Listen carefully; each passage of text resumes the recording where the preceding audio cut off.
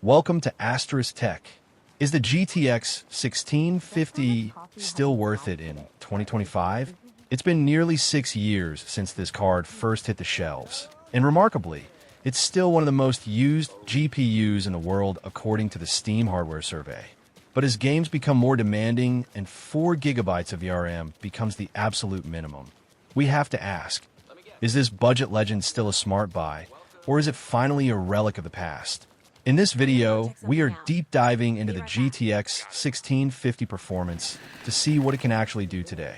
The GTX 1650 occupies a very unique spot in the tech world.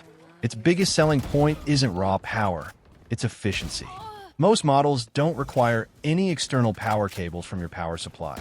They take all their energy directly from the PCIe slot on your motherboard. For the budget builders out there, this is a game changer. It means you can take a cheap, used office computer, like a Dell Optiplex or an HP Pavilion, and turn it into a capable gaming machine instantly. It's the ultimate plug-and-play upgrade for systems that weren't even built for gaming.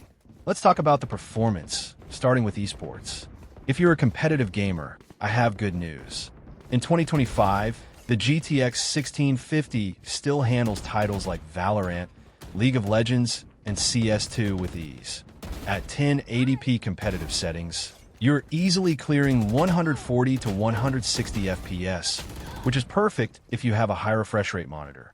Even in Fortnite, using the performance mode and low settings, you'll stay well above the 100 FPS mark. For the millions of players who mainly play these optimized titles, this card is honestly all you need. However, when we move over to modern AAA titles, the story changes. This is where the 4 gigabytes of VRAM starts to hit a wall. In games like Cyberpunk 2077, Starfield, or the latest Call of Duty, you're going to have to make some sacrifices. To get a smooth 60 FPS, you'll likely need to play at 1080p low settings, and in some cases, you might even need to drop the internal resolution or use FSR upscaling to keep things playable. It's impressive that it runs these games at all, but the experience is definitely more console-like, rather than a high-end PC experience. Now, let's look at the used market and the value proposition.